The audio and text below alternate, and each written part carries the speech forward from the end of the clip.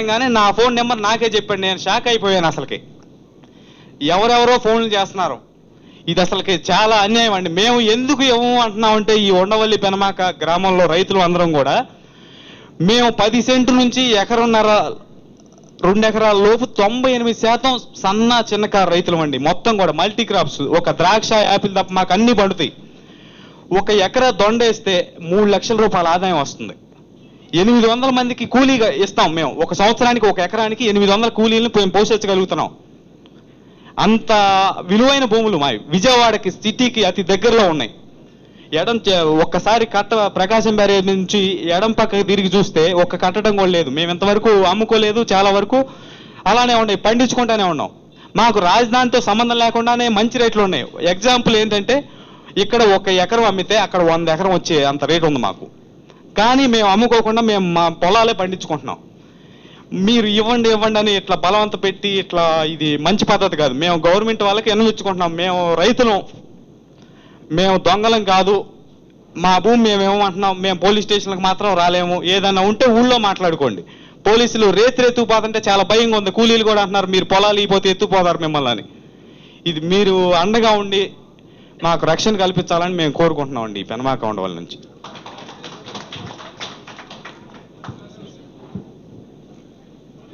పెద్దలందరికీ నా ధన్యవాదాలు. మాది నిడమర్రండి. నేను ఎంపీటీసీని.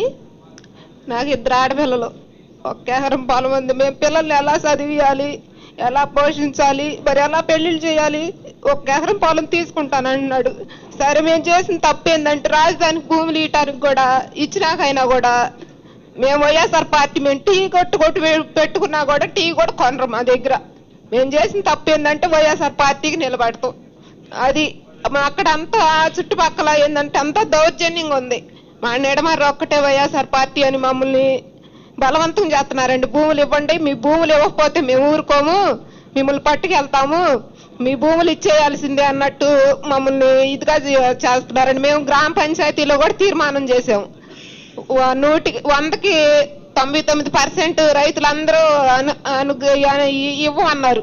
మేము ఇవ్వము, భూములు ఇవ్వటానికి ఇల్లేదు, ఇస్తే మేము ఎలా బతుకుతాం? ఇప్పుడు మా ఊరే కాదండి, మా ఊరు మేము పూలు కోసుకునేది కాక మా చుట్టుపక్కల గ్రామాలు నవ్వులూరు ఒకటి, బేతపూడి ఒకటి, మరి బాబుజీ నగరము, శిబిరము, మంగళగిరి మొత్తం వస్తారండి. 7 ఊర్ల నుంచి వస్తారు మా ఊరు పూలు కోయటాకు. 1 ఎకరంలో వచ్చి 10 మంది పూలు కోయొచ్చండి.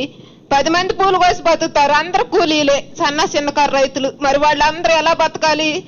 వీళ్ళందరూ 1 ఎకరం ఉంటే 10 మందిని బతికేస్తున్నాం మేము. మరి ఆ 10 మంది ఏమవుతారు? మా పరిస్థితి ఏంటి? అందుకని మేము భూములు ఇవ్వటానికి ఇష్టం లేక పంచాయతీలో తీర్మానం చేసాం. తీర్మానం చేస్తే 1-2 నామినేట్లు నుంచి నా వాళ్ళు నిలబడ్డ వాళ్ళు టీడీపీ వాళ్ళు మేమిస్తాము, మా పొలాలు ఇస్తున్నాము అని వాళ్ళు ఇక్కడికి వచ్చి చెబుతున్నారండి. మా పొలాలు ఇవ్వటానికి మేము అంగీకారం అని చెబుతున్నారు. కానీ మేము అందరం మాత్రం మా నిడమర్లో మాత్రం ఎవరికి ఇష్టం లేదండి అసలు భూములు ఇవ్వటం. భూములు ఇవ్వటానికి మాకు సారవంతమైన భూములు అండి. వాటర్ పడిద్ది, లిఫ్ట్ ఇరిగేషన్ ఉంది, మరి అన్నిటికీ అనుకూలమైన పంటలు 67 రకాల పూలు వస్తాయండి మా పంటలో. అలాంటి సారవంతమైన భూములు ఇచ్చి మేమేం చేయాలి? 10 సంవత్సరాలకు నువ్వు 20 సెంట్లు ఇస్తా, 20 సెంట్లు ఏం కట్టాలి? మేము ఈ 10 సంవత్సరాలు ఎలా బతకాలి? ఈ 10 సంవత్సరాలు మరి పిల్లలు పెళ్లి చేయకుండా ఆభరణ పెట్టుకునేవా? అందుకని మేము చాలా బాధగా ఉందండి. మాకు ఎంతో దిగులుగా ఇది వరకు మనశ్శాంతైన జీవితం జీవించాం. బాగా నిద్రపోయి మనశ్శాంతిగా. ఇప్పుడు ఆ నిద్ర కూడా లేదు. ఈ ఎకరం భూమి తీసుకుంటే ఏం చేయాలి? నాకు 2 ఆడపిల్లలండి. ఓ పిల్ల 10th క్లాస్, ఓ పిల్ల 8th క్లాస్ చదువుతున్నారు. చదువుతుంటే వాళ్ళకి చదువు ఫీజులే కట్టాలి, వాళ్ళకి పెళ్లిళ్ళే చేయాలి. నేను ఏం చేయాల్సింది నాకు అర్థం కావట్లా. నిద్ర లేదు. ఈ ఎకరం పొలం తీసుకుంటాడు. తీసుకున్నాక మనకి ఏం పని వచ్చు? నేను రోజు పూలు కొత్తానండి. నేను డైలీ పూలు కోస్తాను. నా ఎంట 10 మందిని తీసుకెళ్తాను రోజు వారీగా. మరి పూలు కోసి రోజు మార్కెట్ రేటు ఏ రోజుకి ఆ రోజు విజయవాడ తీసుకెళ్తారు. విజయవాడ తీసుకెళ్తే అది సరుకు రేట్ అన్నమాట. ఏ రోజు రేటు ఆ రోజు పడిద్ది. ఒక రోజు 100 రూపాయలు ఉండొచ్చు, ఒక రోజు 200 ఉండొచ్చు, ఒక రోజు 50 రూపాయలు ఉండొచ్చు. కానీ రోజు డైలీ డబ్బులు వస్తున్నాయి. ఇక పని ఉందిగా చేతి నిండా. నామినేట్ పోస్టులు పెట్టుకొని మేము ఇస్తున్నామని 2 పేర్లు తీసుకెళ్లారండి. మేము భూములు ఇస్తున్నామని తీసుకెళ్తున్నారు. మళ్ళీ ఒకటి వాళ్ళు ఏం చేస్తున్నారంటే కొన్ని మామూలుగా ఈ పాస్బుక్లు ఉంటాయి కదండి, కొన్ని చల్లని పుస్తకాలు ఇస్తున్నారండి. ఎటు ఇచ్చేద్దాంలే మనము, అందరికి అనుకూలంగా కాకుండా తండ్రి పేరు ఉందనుకో, 3 కొడుకులు ఉండారు, 3 అనుకూలించాలి కదా. అట్ట కాకుండా తేడాలు ఉండాయి, తల్లి పేరుండ పాస్బుక్లు తీసుకెళ్ళి వాళ్ళకి ఇస్తున్నారు. ఏమేమో ఇచ్చామన్న పేరుకి అందరూ అనుకూలించండి. ఆ పుస్తకాలు ఎలా తీసుకుంటారండి? అవి ఎలా చెల్లుతాయి అసలు? అటు చేస్తున్నారని మరి మీరు దయచేసి మమ్మల్ని సహకరించాలి. మేము భూములు ఇవ్వటానికి మాత్రం సిద్ధంగా లేము. మీరే ఎలాగలా చేయాలండి. థ్యాంక్స్ అండి.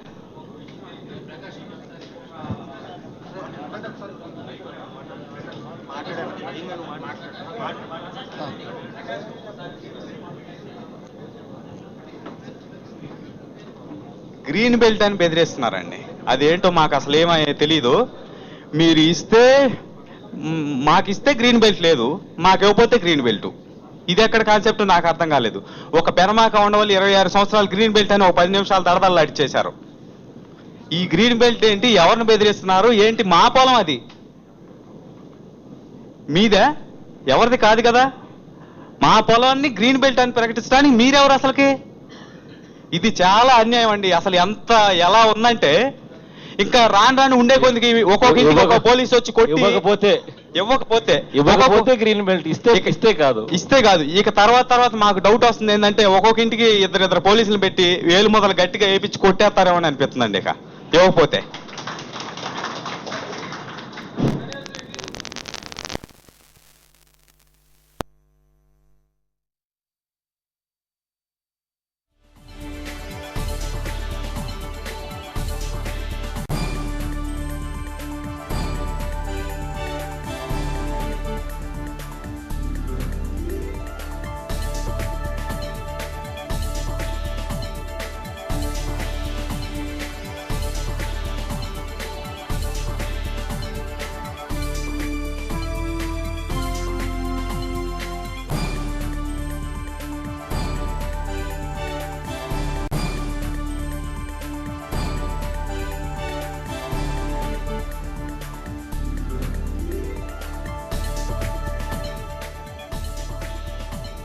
మనం చూస్తున్నాం ఏదైతే పెనుమాక ఉండవల్లి గ్రామాల రైతులు, రాజధాని ప్రతిపాదిత ప్రాంతాల రైతులు వైఎస్ జగన్ను కలిశారు.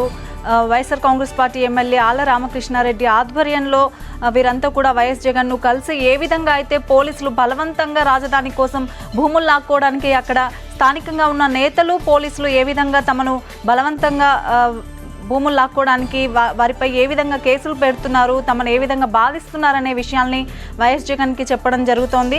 తమకు భూములు ఇవ్వడం ఇష్టం లేదని, తాము ఎలా బతకాలని అక్కడున్న మహిళా రైతులు కానివ్వండి, మిగతా రైతులు కానీ తమ గోడు వెళ్ళబోసుకుంటున్న పరిస్థితి మనం చూస్తున్నాం.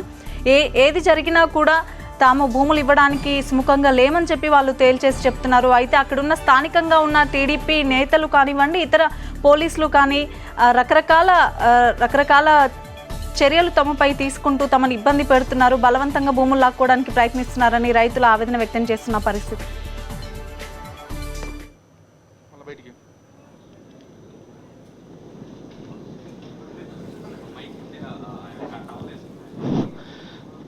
నా పేరు మన్నవ హనుమంతరావు అండి. నేను చాలా కొద్ది రైతునండి, పెనుమాక గ్రామము. మేము రాజధానికి వ్యతిరేకమేం కాదండి, గవర్నమెంట్ భూములు చాలా ఉండే అక్కడ కట్టుకోమని మన జగన్ గారే చెప్పారు. అక్కడే కట్టుకుంటే బాగుంటుంది కదండి. మేము ఏమన్నా నీకుంది బలవంతం చేసి ఇది చేసేది. నన్ను ఒక కమిటీగా ఎన్నుకున్నారండి. నేను వాస్తవంగా చెప్పాలంటే ఒక వికలాంగుండండి. మొన్న స్టేషన్కి తీసుకెళ్లారు సార్, పేపర్ చూడండి. పొద్దున ఫోన్ చేశారండి, హనుమంతరావు మీరు ఎక్కడున్నారు ఏందని. చూడండి, నేను స్టేషన్లో చెప్పానండి, నేను ఒక వికలాంగుడిని, నేను కమిటీ నుంచి తప్పుకుంటున్నాను. కమిటీ అంటే చిన్న చిన్న మీటింగులు చెప్పుకోవటానికి డబ్బులు కొంచెం అవసరం అవుతున్నాయండి, 1000 కానీ 2000 కానీ. దాన్ని పోగు చేస్తానికే ఒక 10 మంది కమిటీని వేశారండి. దానికి నన్ను కమిటీగా ఉంచారండి. ఉంచితే ఐజీ గారు వచ్చారు, నువ్వు వస్తావా రావని 6గురిని తీసుకెళ్లారండి. తీసుకెళ్లి బైండ్ వర్క్ కేసు 144 సెక్షన్ కింద పెట్టారండి. నాకు రాజకీయాలు తెలియదయా, నేను వికలాంగుడిని, నా భార్య చనిపోయిందండి యాక్సిడెంట్లో, 2 పిల్లలు, మా తల్లికి తెలిస్తే జైలుకి తీసుకెళ్లారని ఆటో అటాక్ కూడా వచ్చింది, నన్ను వదిలిపెట్టండి విరమించుకుంటున్నానని వీడియో వాళ్ళని పిలిచానండి. ప్రజాశక్తులు అన్నిట్లో వేశారు సార్, అన్ని పేపర్లు వేశారు. విరమించుకున్నాడు హనుమంతరావు, భూసేకరణ కమిటీలో ఉండలేదని చెప్పిన 144 కింద అమలు పరిచారు. మళ్ళానేమో 144 కింద వేశారు సార్. మళ్ళానేమో బైండ్ వర్క్ కేసు కింద పెట్టారండి. నన్ను దాని నుంచి తప్పిండి నేను కొంచెం సేఫ్గా బతుకుతాను. నా చిన్నపిల్లలు సార్, జగన్ గారు నేను కోరుకునేది అదండి. నాకు అసలు పోలీస్ స్టేషన్ అంటే భయం అండి. చిన్నపిల్లలు అమాయకులండి. నా భార్య కూడా చనిపోయింది సార్ యాక్సిడెంట్లో. అది సార్ నా మనీ.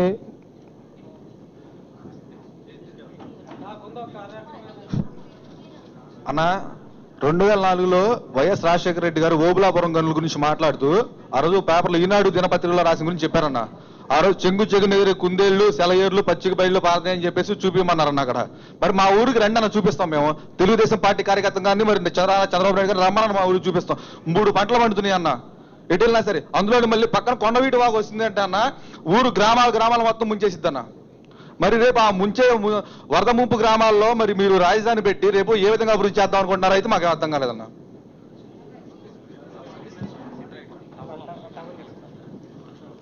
నా పేరు పచ్చల శ్యాంబాబు అండి. మాది మంగళగిరి మండలం నవలూరు గ్రామం. మా నవలూరు గ్రామంలో సుమారు ఒక 1000 ఎకరం ఉందన్న. మాకు సంవత్సరానికి రాష్ట్రంలో మంగళగిరి మండలంలో ఉండవల్లి, పెనుమాక, నవలూరు, నీరుకొండ చాలా అరుదైన గ్రామాలన్న. రాష్ట్రంలోనే అత్యధిక పంటలు పండుతాయి. రాష్ట్రంలో 2-3 పంటలు పండుతాయి. ముందుగానే 1,10,000, 1,20,000 అలా కవులు ముందుగానే వేస్తారన్న. మేము గమనిస్తూ ఉంటే తెలుస్తుంది ఏంటంటే, మంగళగిరి మండలంలో ఈ చెప్పిన 4 గ్రామాల్లో కూడా ఎస్సీలు, ముస్లింస్, యాదవులు, ఇతర రెడ్డి కులస్తులు ఉన్నారు. ఈ 4 గ్రామాల్లో కూడా వైఎస్ఆర్ కాంగ్రెస్ పార్టీకి మెజార్టీ ఓట్లు వచ్చినాయి. కావాలని వ్యూహాత్మకంగా, ఎందుకంటే ఎక్కడైనా అసలు కడుపుకు అన్నం తినేవాడు ఎవడైనా రాష్ట్రంలో అరుదైన పంటలు పడ్డే భూములు ఎవరైనా సేకరిస్తారన్నా. తుళ్ళూరు మండలంలో ఉన్నాయి 1-2 దుక్కులు వర్షం పడితే 10 లక్షలు దాని విలువ. 1-2 దుక్కులు వర్షం పడితే మునిగిపోతాయి. అలాంటి భూములు తీసుకోవచ్చు, వాళ్ళు ఇస్తామంటున్నారు. 2-3 పంటలు పండే భూములు ఎవరైనా తీసుకుంటారన్నా. కావాలనే వైఎస్ఆర్ కాంగ్రెస్ పార్టీకి మేము ఓట్లు వేసాము. ఎస్సీలు, బీసీలు, ముస్లింస్, మైనార్టీలు, ఇతర రెడ్డి కులస్తులు ఉన్నారు. వీళ్ళు వైఎస్ఆర్ పార్టీకి సంబంధించిన గ్రామాలు. వీళ్ళ దగ్గర నుండి ఆర్థికంగా వీళ్ళని ధ్వంసం చేయాలనే ఒక వ్యూహాత్మకంగా వస్తున్నారన్న. ఇంతకు ముందే మాకు ల్యాండ్ పూలింగ్ లేనప్పుడు మా గ్రామంలో ఎకరం 3 కోట్లన్నా. ఇప్పుడు ₹1 కోటి కూడా కొట్టడానికి ఎవరు రావట్లేదు. మరి ఇలాంటి దారుణమైన పరిస్థితుల్లో ఉన్న మేము చిన్న రైతులమి. మాకు ఒక 73 సెంట్లు ఉంది. మేము 5గురిమి అన్నదమ్ములమి. మా నాన్న చిన్న చిరుద్యోగి, చేసుకుంటానే దాని మీదే బతికాం. ఈ రోజు మా పరిస్థితి ఏంటి?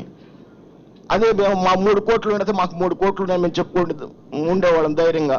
ఈ రోజున మాకు ₹1 కూడా లేదు. పూలింగ్ కింద తీసుకుంటా అంటాడు. తీసుకున్న తర్వాత 1000 గజాలు ఇస్తా అన్నాడు. దానికి దిక్కు ముక్కు లేదు. ఇచ్చిన హామీలకే దిక్కు లేదు ఆయనకి. ఈ 1000 గజాల గతంలో నవలూరులో సీలింగ్ కింద 2 సార్లు భూసేకరణ జరిగిందన్న. ఒకసారి 250 ఎకరం తీసుకున్నారు కూడా కింద. అప్పుడు ఎకరానికి వచ్చి ఒక 50,000 ఇచ్చారు. మొన్న హైవే కింద తీసుకున్నారు, ఎకరానికి వచ్చి 10 లక్షలు ఇచ్చారు. పక్క రైతు 3 కోట్లు అంటే ఇక్కడ 10 లక్షలు ఇచ్చి తీసేసుకున్నారు. ఇప్పుడు 3 కోట్లు పలికే భూమిని ₹1 తీసుకుంటున్నారు. అలానే అన్న, స్థానికంగా ఉన్న ఎమ్మెల్యే గారి మీద మా మీద హెరాస్మెంట్ కూడా ఎక్కువైంది. ఏదైనా కార్యక్రమాలు కానీ ఏం చేసేటప్పుడు జిల్లాలో ఉన్న జిల్లా నాయకత్వాన్ని అలానే ఇతర ఎమ్మెల్యేలను కూడా మా మంగళగిరి నియోజకవర్గానికి పంపించాలని కోరుతున్నాం అన్న. థ్యాంక్స్ అన్న. అలానే అన్న, భూములు ఇవ్వని గ్రామాల్లో అక్కడక్కడ టీడీపీ వ్యక్తులు ఉంటే వాళ్ళని పిలిచి మేము భూములు ఇస్తామని చెప్పేసి వాళ్ళ చేత చెప్పిస్తున్నారన్న. వాళ్ళకి ఏ హామీ ఇస్తున్నారంటే మేము మీకు నామినేటెడ్ పోస్టులు ఇస్తాము అని అంటున్నారు. అందువల్ల వాళ్ళ చేత మేము భూమి ఇవ్వడానికి సిద్ధంగా ఉన్నామని ప్రకటనలు ఇప్పిస్తున్నారన్న.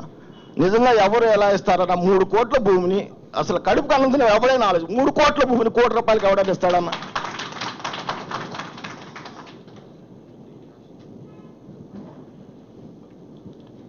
నమస్తే అన్న, నా పేరు కళ్ళం ప్రకాష్ రెడ్డి, పెనుమా గ్రామం. నీకు 1,00,000 ఎకరాలు చంద్రబాబు నాయుడు కావాలంటున్నాడు. మన ఇండియాలో 29 మంది సీఎంలు ఉన్నారంట. ఈయన ఒక్కడు తీసుకుంటే చేలో పురుగు ఒకటి వస్తే 4 అయినట్టు ఈ ఒక్క రాష్ట్రానికే పాకి 1,00,000 ఎకరాలు, ఆయన 1,00,000 ఎకరాలు తీసుకున్నాడంట, నేను 1,50,000 తీసుకుంటానని ఒకళ్ళ మీద ఒకళ్ళు పోటీ పడే పరిస్థితి వచ్చేటట్టుందన్న. ఈయనకి ఎందుకన్నా 1,00,000 ఎకరాలు? సరే 28 సీఎంల్లో ఎవరైతే ఎక్కడ పెద్ద రాజధాని ఉందో దానికన్నా ఇంకో 2,000 ఎకరాల ఎక్స్ట్రా తీసుకో అవసరమైతే, ఏం కాదను. నువ్వు పక్క స్టేట్లలో కూడా విదేశాల్లో కూడా లేనంత రాజధాని తీసుకొని ఏం చేస్తావన్నా? అదేమంటే విదేశాల్లో అంత ఎదగాలి, ఏందన్నా ఎదిగేది? ఇంత వాటికి ఒక్కటి చేయలేదు. నేను 94,000 రుణం తీసుకొని ఉన్నాను, అన్ని మాఫీ చేసేసానని చెప్తున్నాడు.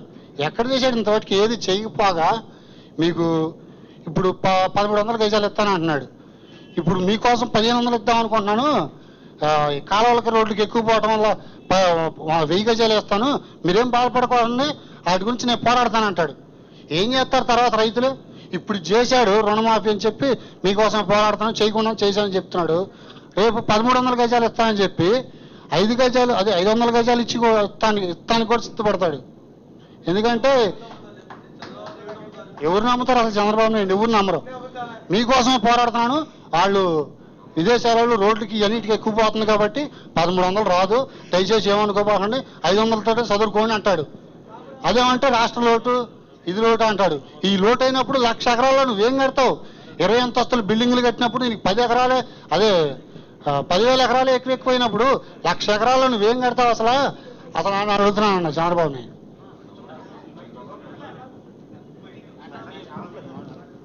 అన్న, నా పేరు శ్రీకాంత్ రెడ్డి అన్న, పెనమాక నుంచి వచ్చాం మేము. ఓకేనా, కొంతసేపు మనం అందరం భూములు ఇచ్చేసాం అనుకుందాం. కొంతసేపు వరకు మనకి ఎకరానికి 30,000 ఇస్తాం అంటున్నారు. 30,000 మన ఇంటికి వచ్చినాయి. ఇప్పుడు మన ఇంట్లో 2 పిల్లలు ఉన్నారు, వాళ్ళకి స్కూల్ ఫీజు ఎంత ఉంటుంది? మనం రేపటి నుంచి పంటలు ఉండవు అంటే కూరగాయలన్నీ మనమే కొనుక్కోవాలి. నెలకు 1,000 రూపాయలు ఈజీగా అవుతుంది. సో సంవత్సరానికి ఒక 12,000 రూపాయలు అవుతాయి. బియ్యం కొనుక్కోవాలి, 12 నెలలకి 12,000 రూపాయలు అవుతాయి. ఓకేనా, ఇట్లా 10 సంవత్సరాల పాటు మేము ఉండాలి. 10 సంవత్సరాల పాటు తర్వాత ఈ లోపల ఎంతో కొంత అప్పులు చేయాల్సి వస్తుంది. ఓకే, వెళ్ళండి కూడా ఆయన చెప్పినట్టుగా అభివృద్ధి చెందితే హాస్పిటల్స్ ఉంటే అన్నీ బాగుంటాయి. అక్కడ మా పొలంలోనే లేదా అన్న పొలంలోనే అక్కడ హాస్పిటల్ కడతారు, మేము చేయించుకోవడానికి ఉండదు. ఎందుకంటే మా దగ్గర డబ్బులు ఉండవు కదా. మేము హాస్పిటల్లో మేము ఏదో కూలీలాగా పనిచేయాలి. ఇక్కడ ఉన్న రైతులందరూ ఏం చేయాలంటే టీ షాపులు పెట్టుకొని లేదంటే అలాంటి చిన్న చిన్న పనులు చేసుకోవాలి. ఒకవేళ ఆయన ఇచ్చిన 1000 గజాల్లో రేపు ఇస్తామని చెప్తున్నారు. ఇప్పుడు రుణమాఫీలాగే మొదటి విడత, రెండో విడత అని చెప్పినప్పుడు అప్పుడు కూడా మొదట 100 గజాలు, తర్వాత 150 గజాలు అని చెప్పినా చెప్పొచ్చు, ఆశ్చర్యం లేదు దాంట్లో. ఏదైనా చెప్పొచ్చు, అంటే అబద్ధాలు కాదు. ఇప్పుడు జరిగిన దాన్ని బేస్ చేసుకుని మనం మాట్లాడుతున్నాం. ఒకరి మీద మనకి ఇచ్చేయాల్సిన అవసరం లేదు. ఇప్పుడు ఏది జరిగిందో దాన్ని బేస్ చేసుకుని మనం మాట్లాడుతున్నాం. సో రేపు ఇంటర్నేషనల్ స్కూల్స్ ఉంటాయి, బట్ మన ఎవరైతే నిజంగా భూమి ఇచ్చాడో వాళ్ళ పిల్లలు వెళ్ళి చదువుకోవడానికి ఉండదండి. వీళ్ళ పిల్లలని అక్కడ ఉన్న రైతులు స్థానిక వాళ్ళందరూ ఏం చేయాలి? ఏదో చిన్న చిన్న వాటిలోకి వెళ్ళి ఉండాలి, అప్పుల్లో కూరిగిపోతారు. అసలు ఏంటి రేపు తినడానికి కానీ ఉండడానికి కానీ ఆ ప్రాంతంలో ఉన్న వాళ్ళ పరిస్థితి ఏంటి? ఓకే, మొన్న పేపర్లో వేశారు చంద్రబాబు నాయుడికి పాలాభిషేకం చేశారని, చేసి ఉండొచ్చు మేబీ, అది కరెక్టే. ఎందుకంటే తుళ్ళూరు అటు పొలాల్లో ఎకరం 5 లక్షలు 6 లక్షలు కూడా లేదు. ఇప్పుడు వాళ్ళ రాజధాని అనేసరికి 1,50,000 అవుతుంది. మా పొలాలు రాజధాని తీసేసేయండి, 2 కోట్ల రూపాయలకి 1 రూపాయి కూడా ఇప్పుడు తగ్గదు. రాజధాని తీసేసి ఇంకో వైపు పెట్టిన, ఎందుకంటే పంటలు పండితే ఎకరంలో వచ్చేసరికి 2 లక్షలు 3 లక్షలు ఆదాయం వస్తుంది. కాబట్టి ఇది ఆలోచన చేయండి. వీళ్ళ పరిస్థితి ఏంటి, ఇక్కడ ఈ గ్రామంలో ఉన్న భవిష్యత్తు ఏంటి అని చెప్పి ఒకసారి ఆలోచించండి. ఇప్పుడు మీరు అందరూ చూశారు, ఆంటీ ఏడ్చారు, ఇక్కడ ఉన్న వాళ్ళందరూ బాధపడుతున్నారు. ఇది గుర్తుపెట్టుకుని అడుగుతున్నాను. నా పేరు శివరామన్న, నేను ఎంఎస్సి ఫిజిక్స్ చదివాను, తర్వాత ఎంఎస్సి ఎంటెక్ కంప్యూటర్ సైన్స్ చేశాను.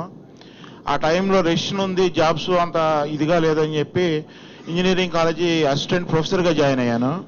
అప్పుడు నాకు స్టార్టింగ్లో 13,000 ఇచ్చేవాళ్ళు, తర్వాత ఒక 1,500 పెంచారు, 14,500 అయింది. నాకు ఈ 14,500 ఈ హైదరాబాద్లో ఉండడానికి సరిపోవట్లేదు రెంట్లకి అని చెప్పేసి ఇంటి దగ్గర నుంచి ఒక 5,000 6,000 తెచ్చుకునేవాడిని. ఒక 20,000తో ఎట్లా 2 సంవత్సరాలు ఉన్నాను.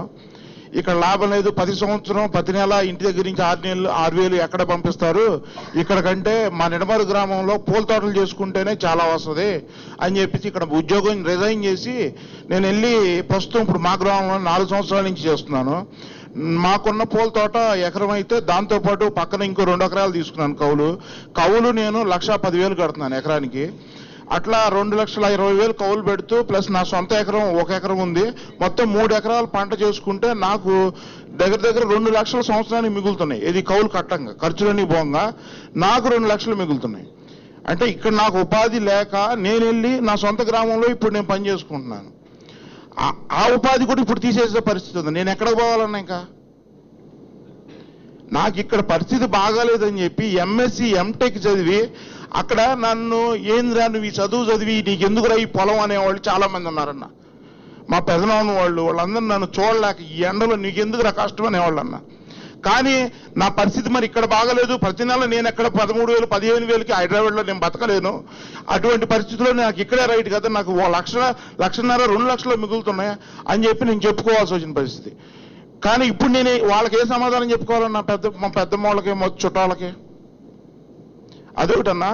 ఇప్పుడు ప్రజెంట్ అక్కడ ఉన్న వాతావరణం ఒకటి, ఏదన్నా మేము మీటింగ్లు కానీ మా పరిస్థితి ఏంటి అని చెప్పుకుందామని నలుగురం పోగైతే ఏ పోలీస్ అయినా సరే సెంటర్లో ఇక్కడ ఎవరు ఉంచవద్దు, వెళ్ళిపోండి అని చెప్పేసి ఒక బస్సు నిన్నగాక మొన్న ఒక వ్యాన్ వచ్చిందన్న మా ఊరు. పోలీసులు దాని నిండా ఎవరు ఏం మాట్లాడు గొడవ ఏం జరగలేదు ఊళ్ళో, అసలు ఎటువంటి ఏం ఈ ఇష్యూ జరగలేదు. అయినా కానీ వచ్చేసి మీరు ఎక్కడెక్కడ ఎవరు నుంచోవద్దు, వెళ్ళిపోండి అన్నాను. మొన్న సాయంత్రం అంతకుముందు ఒక 2 రోజుల ముందు అయితే నేనేదో మంగళగిరి టౌన్కి వెళ్ళి అక్కడి నుంచి నేనేదో సరుకులు తీసుకొని వస్తున్నాను 9-9:30 ప్రాంతంలో. అప్పుడు ఒక 3 పోలీసులు సెంటర్లో నుంచున్నారు. దాదాపు చలికాలం టైంలో ఎవరు లేరు సెంటర్లో కూడా. రేయ్ ఎక్కడ ఎవర్రా నువ్వు అనే ఇదిగా రెస్పెక్ట్ లేకుండా, గ్రామస్తుడినండి నేను, ఈ గ్రామమేనండి, మా ఇల్లు ఈ పక్కనేనండి అని అంటే ఇష్టం ఈ టైంలో ఏం పనిరా ఇక్కడ తిరగొద్దని చెప్పారుగా, పక్కన గొడవలు అవుతున్నాయి అని మీకు తెలియదా అని చెప్పి ఆయన ఇష్టం వచ్చినట్టుగా రెస్పెక్ట్ కూడా లేకుండా ఎట్లా పడితే అట్లా మాట్లాడుతున్నారు. ఏదన్నా అంటే మళ్ళీ మమ్మల్ని కూడా తీసుకెళ్ళి ఏదన్నా గొడవ చిన్న తలకాయ ఉంచుకొని పోవాల్సి వస్తుంది అనమాట మా గ్రామాల్లో. వాళ్ళు ఎట్లా అరే అన్నా పోరా అన్నా కానీ ఏదన్నా కానీ మేము తలదించుకొని లేదంటే లోపల తీసుకెళ్ళి పెడతారేమన్న భయంతో అట్లా ఉన్నదన్న మా పరిస్థితి. మేము గతంలో కూడా మేమిద్దరం పిల్లలం, మా అమ్మ నాన్న వ్యవసాయం మీదే బతికారు. వాళ్ళు మా ఇద్దరిని ఇంత పెద్ద చదువులు చదివించారు. మా తమ్ముడు కూడా ఎంసీఏ చదివాడు, నేను ఎంఎస్సి ఎంటెక్ చేశాను. వీళ్ళందరూ మా వ్యవసాయం మీద అదే పూల తోటల మీద బతికిన వాళ్ళం మేము. అప్పుడు మాకు ఏదన్నా కాస్త కూత అప్పున్నా మాకేం బాధ లేదన్నా, తీర్చుకున్నాము. కానీ మా అమ్మగారికి పెద్ద ఆపరేషన్ చేయాల్సి వచ్చింది, 15 లక్షల దాకా నాకు ఖర్చు అయినాయి. అది చేసి అప్పుడు కూడా మేము ఎప్పుడు పొలం అమ్మలేదన్నా. కానీ ఇప్పుడు ఉన్న ఆస్తి అంతా చంద్రబాబు నాయుడుకి రాసిస్తే ఇప్పుడు ఈ అప్పు చేసిన ఈ 10 లక్షలు నేను ఎట్లా తీర్చుకోవాలి అని భయపడి ఇప్పుడు ఎకరం అమ్ముకున్నానన్న. ఇన్ని సంవత్సరాలు ఎంత చదువు చదివించినా మా నాన్నళ్ళు ఎప్పుడు ఎకరం అమ్మాలి, ఒక 5 లక్షలు 10 లక్షలు అప్పుని తీర్చుకుందాలి, మనకు పొలం మీద వస్తుంది కదా అనే భరోసా ఉందన్న. కానీ ఇప్పుడు సడన్ గా ఉన్న యావదాస్తి ఉన్న 3 ఎకరాలు 4 ఎకరాలు మెట్ట 3 ఎకరాలు పూల తోట 1 ఎకరం యావదాస్తి చంద్రబాబు నాయుడు రాసియమంటే రేపు ఆయన ఎప్పటికి ఇస్తాడో తెలియదు, ఎవరికి ఎంత ఇస్తాడో తెలియదు, ఎక్కడ చెప్పట్లేదు. ఇంత ఇస్తాను అంత ఇస్తాను అంటున్నాడు, ఎప్పటికి ఇస్తాడో తెలియదు. రేపు నేను అప్పు చేసిన ఆయన తీసుకొచ్చి నన్ను అడిగితే నేను ఎక్కడ తెచ్చియాలన్నా ఇదే దిగులతో మా అమ్మగారు మంచం పడ్డారన్నా. అంత పెద్ద ఆపరేషన్ చేసినప్పుడు ఆమె తట్టుకోగలిగి నడవగలిగింది. కానీ ఈ రోజున ఆమె నెల రోజుల నుంచి కూడా సరిగా తినలేకపోతుంది, సరిగా ఉండలేకపోతుంది, మంచం మీద ఉందన్న. అది మా పరిస్థితి అన్న. దయచేసి దీన్ని సీరియస్గా తీసుకోవాలన్న మన పార్టీ వాళ్ళు కానీ మిగతా వాళ్ళు కూడా, మీడియా వాళ్ళు కూడా మీకేంటి లాసు ఇస్తే మీకేంటి లాసు అనే విధంగానే ఎక్కువ ఫోకస్ చేస్తున్నారన్న. మా సర్వస్వం మేము ఇచ్చి మేము ఎక్కడికి పోవాలో చెప్పండి. ఒకటి ఏదన్నా ఒక లిమిట్ ఉంటుంది, ఒక మీడియా వాళ్ళని నేను వేడుకుంటాను, ఒక లిమిట్ ఉంటుంది. దానం చేసేదానికి త్యాగం చేసేదానికి కూడా ఒక లిమిట్ ఉంటుంది. మీ పీకకు వస్తానంటే ఏం చేయాలి? మీకున్న జీవితం మేము లాగేసుకుంటామంటే మేమేం చేయాలి? ఆ విషయాన్ని కొద్దిగా ఆలోచించండి. ఒక 4 ఎకరాల్లో 1 ఎకరం ఇవ్వమంటావా, 2 ఎకరాలు ఇవ్వమంటాం, మేము సంతోషంగా ఇస్తాం. మిగతా 1 ఎకరం అన్నా ఉంటుందని భరోసాతో దాంతో ఏదో ఒకటి చేసుకోవచ్చు, మా పిల్లలకి అదన్నా ఉంటుందన్నారు. కానీ మీ యావదాస్తి రాసియండి అంటే మేమేమైపోవాలి? త్యాగం చేయండి, రాజధాని కోసం ప్రతి వ్యక్తి త్యాగం చేయాలి. కానీ త్యాగం చేయాలి కానీ సర్వస్వం త్యాగం చేయాలనేదే మాకు నచ్చట్లేదన్న. అదే మాకు చాలా బాధగా ఉందన్న.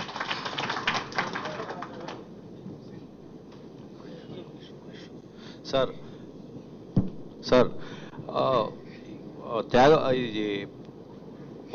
పొడల నాని గారు కానీ లేకపోతే ఇక్కడ ఉన్న ముస్తఫా గారు కానీ ఎమ్మెల్యే గారు ఆర్కే గారు కానీ మీరు అందరూ అంటే నేను వేరే రకంగా అంటలేదు, నేను చెప్పే భావన మీకు ఎట్లా అర్థమవుతుందో నాకు తెలియదు. కానీ మీరు కానీ ఇవాళ కానీ రిజైన్ చేస్తే సింగపూర్ నుంచి వచ్చి అది రాజ్యాంగ సవరణ చేసుకొని సింగపూర్ కమిటీ వాళ్ళని ఎమ్మెల్యేలుగా మంత్రులుగా పెట్టుకొని వాళ్ళు ఆ సింగపూర్ వాళ్ళని తీసుకొచ్చి రాజ్యాంగ సవరణ చేసి ఎమ్మెల్యేలుగా మంత్రులుగా కూడా పెట్టుకోవడానికి అవకాశం ఉంది. ఇక్కడ మీరు కానీ రాజ్యాంగ ప్రజాస్వామ్యంలో అట్లా తయారు చేసే పరిస్థితిలో ఉన్నారు. మరి ఏం చేయాలన్నా కానీ 5 ఎకరాల పొలం ఉంటే 5 ఎకరాలకి ఎకరానికి 30,000 ఆయన ఇస్తా అంటే 5 3 15 లక్షలు ఇస్తానంటే ఓ నారాయణ కాలేజీ చైతన్య కాలేజీ మా అబ్బాయిని ఇంటర్ చదివించుకోవాలంటే ఫీజు 80,000 90,000 లక్ష రూపాయలు జరుగుతున్నది. 80,000 90,000 లక్ష రూపాయలు లేకపోతే ఆయన బయటికి గేట్ బయట నుంచి బయటకు పంపిస్తున్నారు అక్కడ ఉన్న వాళ్ళు. మరి వీళ్ళు ఇచ్చే 1,50,000లో ఇంకా అప్పు చేసి తీసుకొచ్చి మా పరిస్థితి ఏంటి సార్? తర్వాత ఇక్కడ ఈ మొన్న జరిగిన మంటల విషయంలో పేర్లు అంటే నేను పేర్లు బయట పెట్టొచ్చో లేదో తెలియదు, కానీ ఇక్కడ కొంతమంది ఇక్కడే ఉన్నారు, వాళ్ళ పేర్లు వేమారెడ్డి గారి పేరు, తర్వాత గోవర్ధన్ రెడ్డి గారి పేరు, కొన్ని పేర్లు ఉన్నాయి. ఈ 5 పేర్లు చెప్పేయడానికి జరుగుతున్న రచ్చ ఇది మొత్తం ఒక 5-6 పేర్లు ఎమ్మెల్యే గారు ఈ వేమారెడ్డి గారి పేర్లు పెట్టి వీళ్ళందరినీ A1 A2 పేర్లు కూడా కొంతమంది బయటికి చెప్పారు కూడా ఈ పేర్లు వస్తున్నాయి అని చెప్పి. వీళ్ళందరినీ బుక్ చేసి వీళ్ళందరినీ జైలుకి పంపించడానికి వాళ్ళు నానా ఇబ్బందులు పెట్టి ఏదో రకంగా అరే బాబు మీకు అవసరమైతే 5 లక్షలు ఇస్తాం, మీకు రివార్డులు ఇస్తాం, వాళ్ళ పేర్లు చెప్పండి రా బాబు అని చెప్తున్నారు.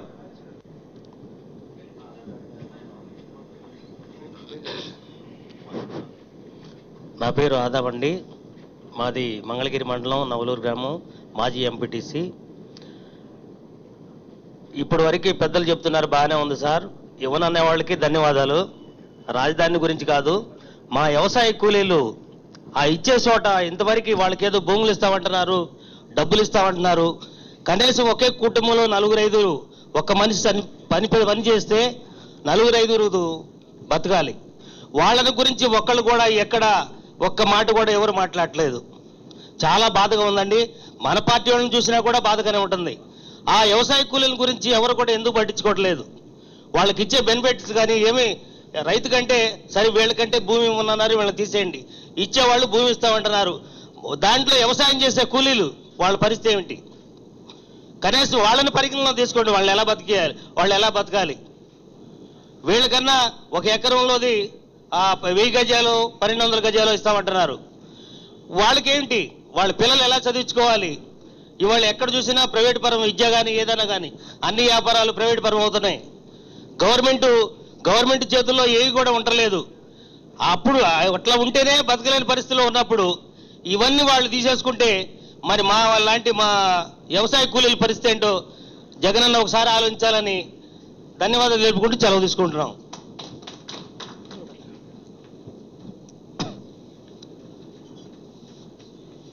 నా పేరు సుభాస్కర్ అన్న, నాది పెన్మాక్ గ్రామం. ఇంతకుముందు మేము 1985లో ఎన్టీ రామారావు గారు ముఖ్యమంత్రి అయినప్పుడు ఆయన వల్ల కొంత దెబ్బతిన్నామండి. మేము పైకాపురంలో 1.5 ఎకరం పొలం ఆయన పట్టాలు లేని వాళ్ళకి ఇళ్ల కోసమని తీసుకున్నారండి. మాది 1.5 ఎకరం పొలం పోయిందండి, అక్కడ ఉడవాళ్ళు తీసుకున్నారు. ఆ 1.5 ఎకరం పొలంలో కూడా అట్టా దగ్గర 60-70 ఎకరం తీసుకున్నారండి. అందులో ఒక 30 ఎకరం మట్టికే ఇల్లు వేసిన ఉన్నాయండి. ఇప్పుడు మట్టికి కూడా మా పొలాలు అట్టాగే ఉండిపోయినాయండి. ఇంత మట్టికి ఏమి లేదండి. 12,000 రూపాయలు ఇచ్చారండి తీసుకున్న 10 సంవత్సరాలకే. 1.5 ఎకరంకి వచ్చేసి 18,000 రూపాయలు వచ్చినాయండి మాకు. ఈ పార్టీ వల్ల మేము సగం దెబ్బతిన్నామండి. అక్కడ ఇంకా 1.5 ఎకరం కూడా ఈయన వల్ల దెబ్బతిన్నామండి. ఇప్పుడు ఈ 2 పోతే మేము అడుక్కొని తినాలి. మేమేం చేసి బతకాలండి? మేమంతా చిన్న రైతులు. 1.5 ఎకరం పోయినా కానీ ఇంకో 1.5 ఎకరం ఉందిలే అనుకున్నాం.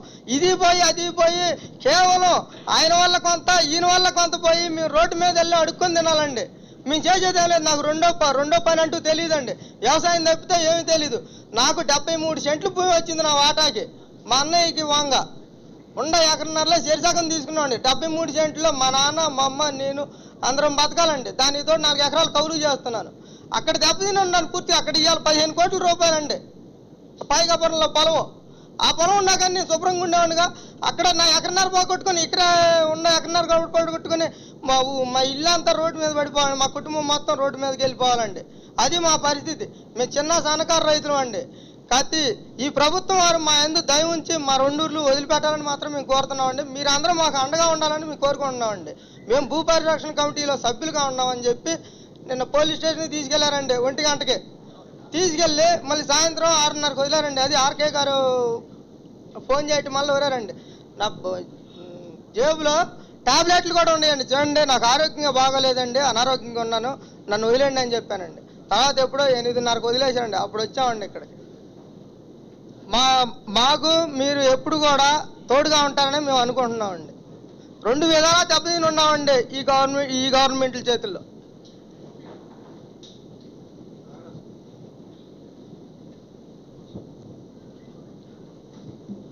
నమస్తే అన్న, నా పేరు నాగరాజ్ అన్న, మాది నెడమారి గ్రామం. నేను కౌలు రైతునన్న, కౌలు చేస్తున్నాం మేము రైతుకి. సుమారు 100 నుంచి 150 మంది దాకా కౌలు రైతులు ఉన్నామన్న. మేము ఎకరం వచ్చి 2 కాడికి తీసుకొని చేస్తామన్న. ఇప్పుడు ఇక్కడ ఉన్న 5 ఎకరాలు ఉన్నోళ్ళు, 10 ఎకరాలు ఉన్నోళ్ళు, ఎకరం ఉన్నోళ్ళు పిల్లలు ఎలా అయితే చదివించుకుంటున్నారో మా పిల్లల్ని అలానే చదివించుకుంటున్నామన్న. రేపు రాజధాని కింద ఈ పొలాలన్నీ తీసుకుంటే మా పిల్లల్ని మళ్ళా ఏ స్కూల్కి పంపించాలన్నా? ఇప్పుడు ప్రస్తుతానికి మా పిల్లలు చక్కగా చదువుకుంటున్నారన్న. మేము అక్కడ దాదాపు ఒక 150 ఫ్యామిలీస్ అక్కడి నుంచి వలస వచ్చి ఉంటున్నామన్నా. ఇప్పుడు ఆ భూమి మొత్తం తీసుకుంటే మేము మళ్ళీ ఎక్కడికి వలస పోవాలో బాబు గారిని ఒకసారి చెప్పమంటున్నాం అన్న. బాబు గారిని ఇంకోటి కోరతం ఏంటంటే అన్న, ఇప్పుడు రైతులకు ఎలా అయితే ఇస్తారంటున్నారో అట్టానే కౌలు రైతులకు కూడా ఏదోటి ఇవ్వమని కోరుతున్నాం అన్న. నమస్తే అన్న, నా పేరు కోటిరెడ్డి, మాది నెడమరు గ్రామం. మా ఊరు 2700 ఎకరాలు ఉంది. 2700 ఎకరాల్లో దాదాపు 50 నుంచి 60 రకాల పంటలు పడతాయండి. ఇక్కడ ఉన్న సభ్యులు మొత్తం వచ్చి దాన్ని పరీక్షించి అన్ని చూశారు, అన్ని పంటలు చూశారు. ఇప్పుడు మా తోటి అతను చెప్పాడు, 1,00,000 నుంచి 1,50,000 వరకు కౌలు కట్టి అతను ఒక పొలాన్ని పండించుకుంటున్నాడు. పండించుకొని దాని మీద ఒక ఎకరానికి పూల తోటకి రోజుకో పూలు కొయ్యాలంటే 20 నుంచి 25 మంది కూలీలు అవసరం అవుతారు. నిడమరు గ్రామంలో 10,000 మంది పరోక్షంగా బతుకుతారు. ప్రత్యక్షంగా 5,000 మంది బతికితే పరోక్షంగా 10,000 మంది బతుకుతున్నారు. చంద్రబాబు నాయుడు గారు ఈ పొలాలు తీసుకుంటాను అందరిని ఇచ్చేయని అంటున్నాడు. మొన్న అంటే ఒక 3 days బ్యాక్ నిడమరు గ్రామం వచ్చారు. 3 days బ్యాక్ ఎంఆర్ఓ గారు నిడమరు గ్రామం వచ్చారు. నిడమరు గ్రామంలో 2,738 ఎకరాలు భూమి ఉందంటండి. 2,738 ఎకరాలు మొత్తం తీసుకుంటారంట. గ్రామ కంఠం అని ఉంది, ఏంది పాత లెక్కల్లో గ్రామ కంఠం అని ఉంది. ఆ గ్రామ కంఠం వరకు వదిలిపెట్టేసి కతిమాత మొత్తం తీసుకుంటారంట. కతిమాత మొత్తం తీసుకునే బదులు ఇంకా ఆ గ్రామ కంఠం కూడా తీసుకొని మొత్తం ఖాళీ చేసి పంపించేస్తారని మరి పక్కన ఇంకొకరు చెప్పుకుంటున్నారు. ఖాళీ చేసి పంపిస్తానికి చంద్రబాబు నాయుడు తీసుకుంటున్నారు. ఇప్పుడు మా బాధ చెప్పుకోవడానికి మేము ఇక్కడ హైదరాబాద్ వచ్చాం. ఇప్పుడు ఏదో ఎట్లా పట్టుకోనో తెల్లారి గట్టు నిన్న బయలుదేరో ఇప్పుడు బయలుదేరి ఇప్పుడు ఇక్కడికి వచ్చి మీకు ఈ బాధలు చెప్పుకుంటున్నాం. చంద్రబాబు నాయుడు గారు ఇప్పుడు మా దగ్గరకు వచ్చి, మా ఊరు వచ్చి ఒక ఎమ్మెల్యే కానీ ఒక మినిస్టర్ కానీ లేకపోతే ఒక కమిటీ సభ్యులు కానీ మా ఊరు వచ్చి మా రైతులను ఎవరినన్నా ఒకళ్ళని అడిగారని చెప్పండి. మా నిడమరు గ్రామం ఎందుకు రాలేదంటే వైఎస్ఆర్ కాంగ్రెస్ పార్టీ అక్కడ పక్కా వైఎస్ఆర్ కాంగ్రెస్ పార్టీ 4,000 ఓట్లు, మాది 4,200 ఓట్లండి. 4,200 ఓట్లలో 4,000 పోల్ చేస్తే 1,200 వైఎస్ఆర్ మెజారిటీ వచ్చింది. అంత మెజారిటీ వచ్చి వైఎస్ఆర్ కాంగ్రెస్ పార్టీ. అది చంద్రబాబు నాయుడు గారు ఇక్కడ ఓటు పొలాలు తీసుకుంటాను, ఇచ్చేవాళ్ళు తీసుకోమంటున్నాయి. తీసుకోవచ్చు. ఆయన 10,000 ఎకరాల్లో కట్టుకుంటాడు, 1,00,000 ఎకరాల్లో కట్టుకుంటాడు, లేదా 1,00,000 ఎకరాల్లో కట్టుకోవచ్చు. ఇప్పుడు మన అసెంబ్లీలో కూడా మాట్లాడినప్పుడు ఆయన నాని గారు చెప్పారు, ఆయన గుంటూరు విజయవాడ మధ్య సెలెక్ట్ చేసుకొని అది పట్టణాలు కాదు కదా, ఈ మధ్యలో పెట్టుకొని అదేదో సింగపూర్ లాగా అభివృద్ధి చేస్తాడని. ఆయన చేసేది అదే, పక్కా మోసగాడు. మళ్ళీ దాంట్లో వ్యతిరేకత ఏమీ లేదు. 2 గ్రామాలను ఎంచుకొని మధ్యలో పెట్టుకొని వాస్తు పిచ్చి పట్టి అక్కడ పెట్టి ఇంతమంది ఉసురు పోసుకుంటున్నాడు ఏదో రకంగా. ఆయన ఉసురు, ఆయనకి దమ్ముంటే ఆ రోజు అసెంబ్లీలో దూళిపాల నరేంద్ర గారును గంటా శ్రీనివాసరావు గారు వీళ్ళందరూ సవాళ్ళు విసిరారు. ఆయనకి దమ్ముంటే మేము సవాలు విసురుతున్నాం, ముందు నీ హెరిటేజ్ లో ఉన్న ఆస్తులు మొత్తం అమ్మి రాజధానికి నువ్వు ఇచ్చి అప్పుడు నువ్వు రైతులను అడుగు, నువ్వు రైతుల దగ్గరకు రా, రైతులతో మాట్లాడు. నువ్వు ఇక్కడ హైదరాబాద్ లో ఉండో లేకపోతే విజయవాడలో ఉండో రాజ్య పరిపాలన చేస్తాం కాదు. నువ్వు సింగపూర్ వాళ్ళ దగ్గర కాంట్రాక్ట్ ఇస్తానికి నువ్వు సింగపూర్ వాళ్ళ దగ్గరికి వెళ్ళి అడుక్కొని 4 రోజులు వాళ్ళ దగ్గర ఉండి వాళ్ళని బతిని ఆడుకొని వాళ్ళని ఇక్కడ తీసుకొచ్చి నువ్వు దాని గురించి మాట్లాడడానికి వాళ్ళకి మరి నాకైతే పేపర్లో మీడియా, ఎలక్ట్రానిక్ మీడియాలో, ప్రింట్ మీడియాలో చూసి వాళ్ళు ఓన్లీ ఇక్కడికి వచ్చి ప్లానింగ్ తయారు చేసినందుకు 1200 కోట్లు అని నాకైతే పూర్తిగా అవగాహన అయితే లేదు. 1200 కోట్లని నేను మీడియా పరంగా చూసి నేను చెప్తున్నాను. 1200 కోట్లు ఇస్తున్నావు, మా పొలాలు మేము ఇచ్చి మరి ఎప్పుడు ఇస్తావో తెలీదు. నువ్వు రేపు కౌలు ఇస్తావని గ్యారంటీ లేదు. 1000 గజాలు అంటున్నావు. అది మొన్న ఇప్పుడు మరి అసెంబ్లీలో